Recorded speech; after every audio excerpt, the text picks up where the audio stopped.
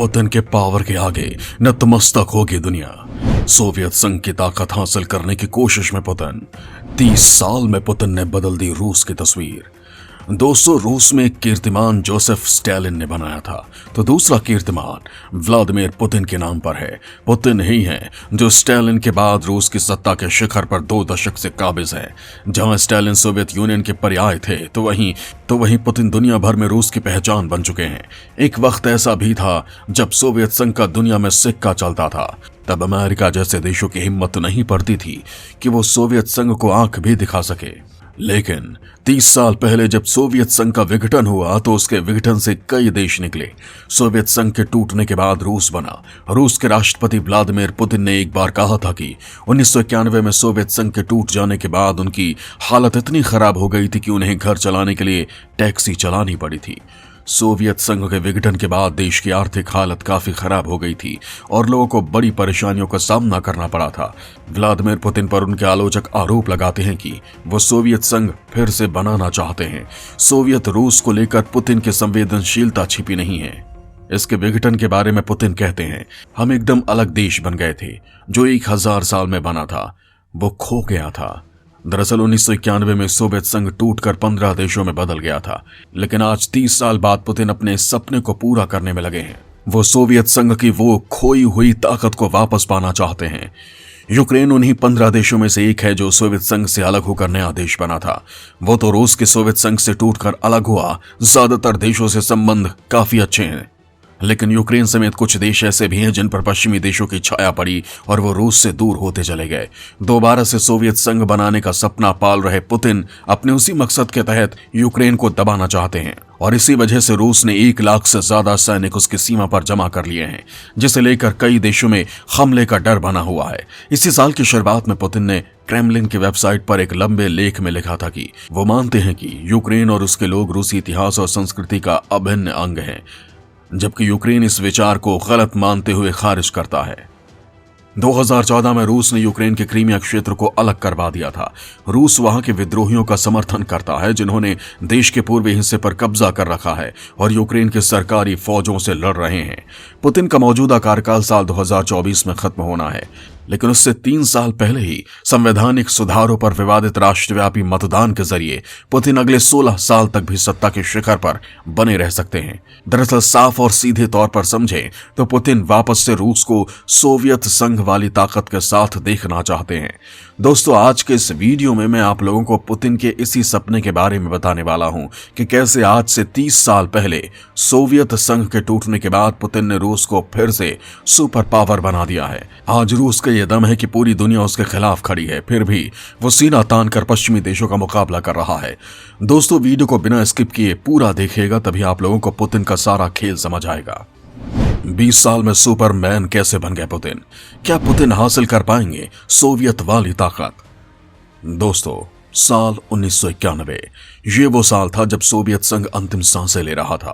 जिस वक्त सोवियत संघ टूट रहा था, ठीक उसी वक्त दुनिया की 2 शक्तियों का उदय हो रहा था। एक तरफ था चीन जैसा कम्युनिस्ट देश जो कुछ ही साल पहले अपनी अर्थव्यवस्था को विश्व के लिए खोल चुका था और नए आर्थिक मॉडल बना रहा था। भारत जो सोवियत संघ के समाजवाद को अपने देश में लागू करने का प्रयोग कर रहा था, उसने भी आर्थिक दलदल में फंसने के बाद 1991 में आर्थिक सुधार शुरू कर दिए थे। यह साफ हो रहा था कि सोवियत युग की राजनीति और अर्थव्यवस्था पुरानी पड़ रही थी। दुनिया भर में अमेरिका के लिए एक राय बन रही थी। ऐसा लग रहा था कि अमेरिका लोकतांत्रिक मूल्यों और खुली अर्थव्यवस्था के मॉडल को अपनाकर सही राह पर चल रहा था। सोवियत संघ के टूटने के बाद पूरी दुनिया की अर्थव्यवस्था अमेरिका के इर्द गिर्द घूमने लगी थी। सबको लगा था कि अब रूस कभी अमेरिका के सामने खड़ा नहीं हो पाएगा, लेकिन तब किसी को नहीं पता था कि केजीबी का एक जासूस सत्ता के शीर्ष शिखर तक पहुंचकर रूस की बदनामी का बदला पश्चिमी देशों से लेगा। 20वीं सदी के रूस में बड़े नेता के रूप में जो एक नाम उभरा, वो है व्लादिमीर पुतिन का। साल 1999 में वो प्रधानमंत्री के पद पर नियुक्त किए गए। इसके बाद 2000 से 2008 तक वो राष्ट्रपति पद पर चुने गए। इसके बाद 2008 से 2012 तक वो फिर देश के प्रधानमंत्री रहे और 2012 के बाद से अब तक राष्ट्रपति के तौर पर देश का सबसे बड़ा चेहरा बने हुए हैं। हालांकि पुतिन ने अब तक ये नहीं कहा कि वो इस कार्यकाल के खत्म होने के बाद चुनाव में फिर खड़े होंगे, लेकिन उन्होंने अब तक इससे इनकार भी नहीं किया है। इसी कारण उनके आलोचक मानते हैं कि संविधान संशोधन ने हमेशा के लिए या कम से कम 2036 तक उनके सत्ता में बने रहने की संभावना को और पुख्ता कर दिया है। सोवियत संघ के टूटने के बाद रूस ने वो भी वक्त देखा जब पश्चिमी देशों के फैसलों को रूस पर थोपा जाता है और अवहेलना करने पर प्रतिबंधों का डर दिखाया जाता है। लेकिन आज हालात बदल चुके हैं। अमेरिका भले ही खुद को सुपर पावर कह ले, लेकिन वो रूस के सामने कभी हथियार नहीं उठाता है। रूस भी यही चाहता है। पुतिन रूस को वैश्विक पटल पर एक किरदार के रूप में देखना चाहते हैं। वो चाहते हैं कि रूस को दुनिया स्वीकार करे और उसे भी सुना जाए। अगर आप सिर्फ रणनीतिक जोड़ तोड़ के नजरिए से सोचें तो अगर पुतिन ने जो चाहा उसे हासिल कर लिया है। सत्ता में आने से पहले पुतिन केजीबी में जासूस थे।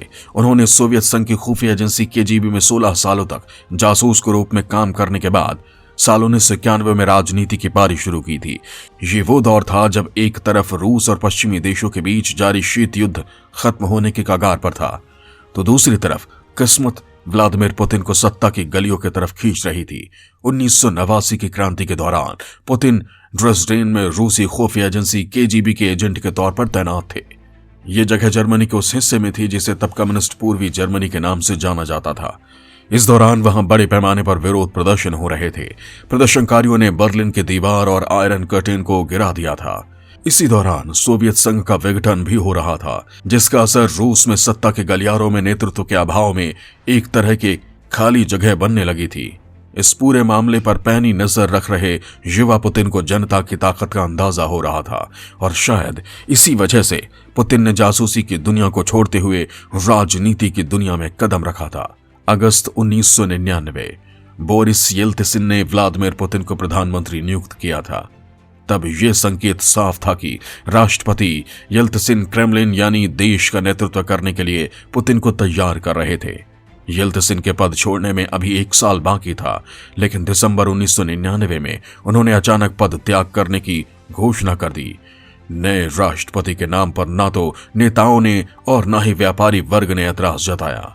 राजनीति के अखाड़े में अचानक उभर आए पुतिन से सभी खुश थे, लेकिन सत्ता में आने के 3 महीने के भीतर ही पुतिन ने मीडिया को काबू में कर लिया और माना जाता है कि इसके बाद क्रेमलिन के पुराने सहयोगी रहे व्यापारी वर्ग राजनीति से दूर होते गए और फिर इसी तरह से पुतिन आगे बढ़ते गए। अब वो करीब 20 साल से रूस की सत्ता पर काबिज हैं और इन 20 सालों में उन्होंने रूस को फर्श से उठाकर अर्श पर ला दिया है। अब पश्चिमी देशों को अपनी बात रूस के सामने भी रखनी पड़ती है। उनको अब रूस की सहमति की भी जरूरत होती है। आज भी रूस के हथियार दुनिया में सबसे घातक माने जाते हैं। 20 सालों में पुतिन ने रूस की ताकत को इतना बढ़ा दिया है कि अब दुनिया चाहकर भी रूस को नकार नहीं पाती है। रूस ने अपनी ताकत तो पा ली, लेकिन पुतिन का एक सपना है जो अभी तक पूरा नहीं हुआ, और वो सपना है सोवियत संघ वाला जलवा फिर से हासिल करना, और इसको पूरा करने में वो जी जान से लगे हुए हैं। पुतिन इस सपने को यूक्रेन पर कब्जा करने से शुरू करना चाहते हैं। 2014 में क्रीमिया पर कब्जा करने के बाद रूस को ये समझ आ गया था कि वो यूक्रेन को वापस अपने कब्जे में ले सकते हैं। इससे पहले कि पश्चिमी देशों का दखल इस जगह पर हो जाए, काफी समय से जो विवाद रूस और यूक्रेन के बीच बना हुआ है, उसके पीछे भी यही वजह है। दोस्तों, वीडियो में आगे मैं आप लोगों को बताऊंगा कि आखिर यूक्रेन की सीमा पर लाखों सैनिकों की तैनाती के पीछे वजह क्या है। अगले साल यूक्रेन पर हमला करने के फिराक में पुतिन, रूस ने दुनिया को दिखाई अपनी सबसे घातक मिसाइल। दोस्तों, यूक्रेन जहां खुद को एक अलग देश मानता है और अमेरिका के साथ साथ यूरोपीय देशों का समर्थन भी उसे हासिल है, जबकि रूस यूक्रेन को अपने देश का हिस्सा मानता है और रूस के नेता जोर देकर कहते हैं कि रूसी और यूक्रेनियन एक ही हैं। अपने आखिरी प्रेस कॉन्फ्रेंस में रूसी राष्ट्रपति व्लादिमीर पुतिन ने कहा था कि 1920 के दशक में सोवियत संघ के संस्थापक व्लादिमीर लेनिन ने यूक्रेन को बनाया था। दरअसल रूस ने जिस तरह से यूक्रेन की सीमा पर सैनिकों और हथियारों का जमावड़ा लगा रखा है, उससे दुनिया चिंता में है। सबसे ज्यादा परेशान अमेरिका और नाटो है, क्योंकि उन्हें लगता है कि आने वाले साल में रूस यूक्रेन पर हमला कर देगा। एक रिपोर्ट में कहा गया है कि यूक्रेन बॉर्डर के पास रूस ने बेहद सर्द मौसम में भी तबाही मचाने वाले मोटर राइफल, टैंक, हजारों तोपखाने और टोही इकाइयों के साथ साथ सैन्य ड्रोन, इलेक्ट्रॉनिक युद्ध उपकरण, सेना के विमानन, हेलीकॉप्टर और रासायनिक रक्षा सैनिकों को शामिल कर रखा है। दरअसल अमेरिका रूस को सबक सिखाने के लिए यूक्रेन को नाटो में शामिल करना चाहता है, जबकि रूस ये मानता है कि अगर यूक्रेन नाटो में शामिल हो गया तो नाटो की गतिविधियां उसकी सीमा तक पहुंच जाएंगी। वैसे साल खत्म होने से पहले ही पुतिन ने एक ऐसा बम फोड़ा जिसके बाद अमेरिका की सांसें फूल गई हैं। दरअसल जब दुनिया क्रिसमस के जश्न में डूबी थी, तब उस वक्त राष्ट्रपति पुतिन ने एक वीडियो बम फोड़ा था। इस वीडियो में 1 लाख से ज्यादा रूसी सैनिक भारी और विध्वंसक हथियारों के साथ बेहद आक्रामक दिख रहे थे और ऐसा लग रहा था मानो वो किसी भी वक्त यूक्रेन पर हमला करने के लिए तैयार हैं। इसके अलावा रूसी राष्ट्रपति व्लादिमीर पुतिन ने रूस की जिरकोन मिसाइलों के सफल लॉन्च की भी घोषणा की है और इस मिसाइल के जरिए रूसी राष्ट्रपति ने दावा किया है कि अब रूस हर तरह के मिसाइल हमलों से बच सकता है। पुतिन की माने तो जिरकोन समुद्र से दागी गई हमारी सबसे नई मिसाइलें हैं जो समुद्री ठिकानों और जमीनी ठिकानों को नेस्तनाबूद करने में सक्षम है। पुतिन ने इस मिसाइल को दुनिया को दिखाकर यह बता दिया है कि नए साल में वो कुछ बड़ा करने की तैयारी में है।